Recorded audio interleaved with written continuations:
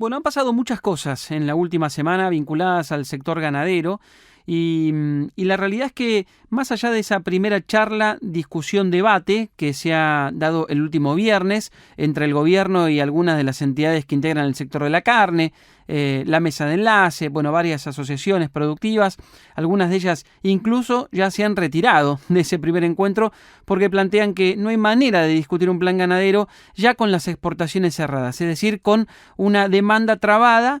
Hay muy poco incentivo para producir, o por lo menos se quitan incentivos a la hora de producir. Ahora, me gustaría empezar a analizar un poco cuáles son esas consecuencias, qué cosas ocurren cuando se toman este tipo de determinaciones y para hacerlo, con nosotros está María Julia Ayaza, que es analista del mercado ganadero del Rosgan, el mercado de la Bolsa de Comercio de Rosario. María Julia, ¿cómo estás? Daniel Aprile te saluda, buen día. Buen día, Daniel. Un gusto contactar con ustedes. Igualmente lo digo. Bueno, me imagino que hay muchas cosas para contar y para decir, ¿no? Después de todo lo que ha pasado en esta última semana vinculado a la carne, al mercado de la carne y al cierre de las exportaciones concretamente. Sí, mucho para decir y no tanto. La verdad que es un mar muy revuelto.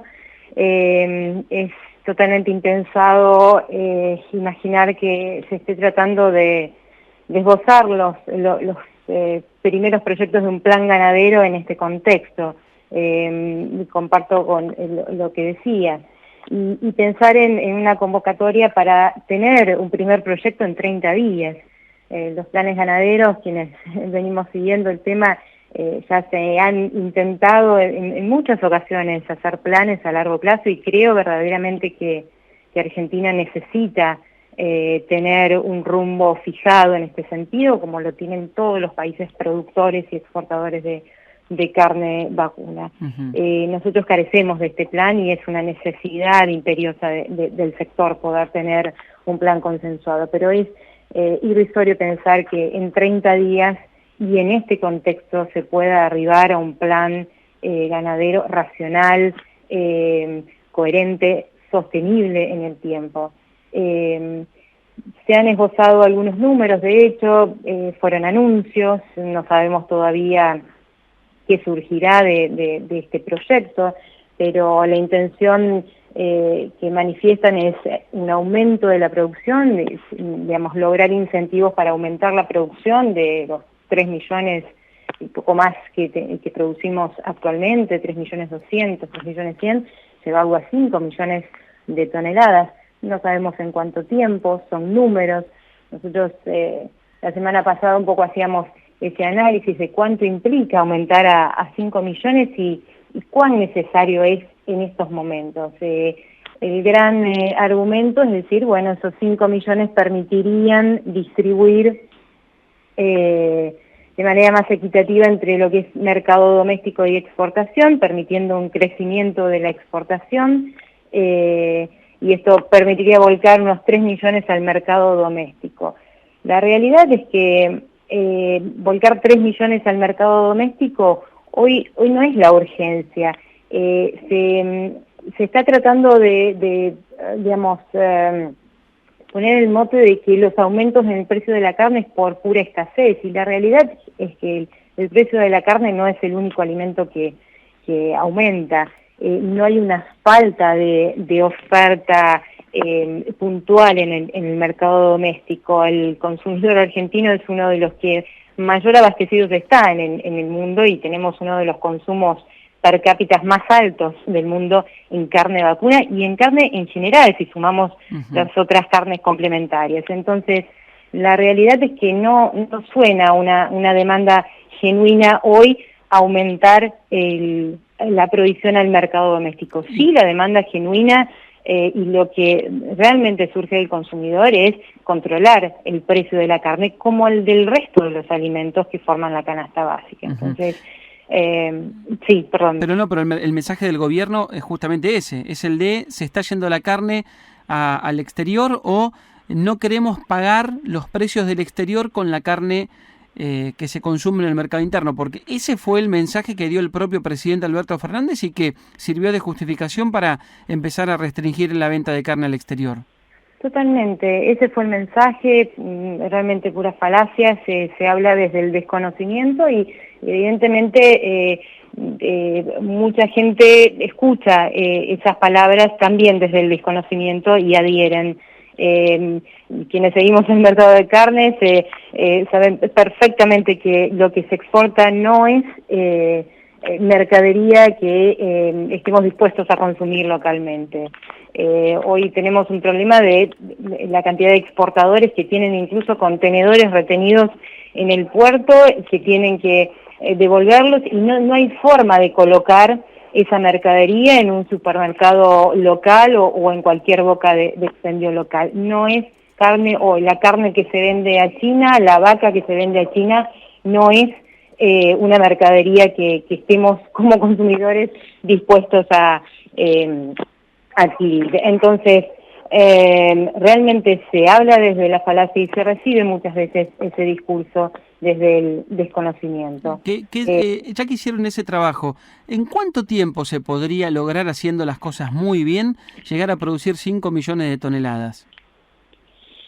Bueno, la verdad que esto requiere un trabajo, digamos, con conocimiento técnico, con participación fundamentalmente del sector productor en estas mesas, que realmente ha sido uno de los grandes ausentes en estas negociaciones. Y son muchas variables que hay que tocar y aguardar también los tiempos lógicos del proceso productivo, ¿no? O sea, acá siempre hablamos que estas medidas destruyen la producción en muy poco tiempo, pero luego la reconstrucción de esa producción, la reconstrucción de ese stock, llevan varios ciclos ganaderos. Estamos hablando de un proceso biológico que lleva tiempo en reconstruirse. Y aquí claramente, por supuesto, tenemos que mejorar la eficiencia de nuestra producción. Se necesita, por supuesto, mayor inversión en pasturas, en genética.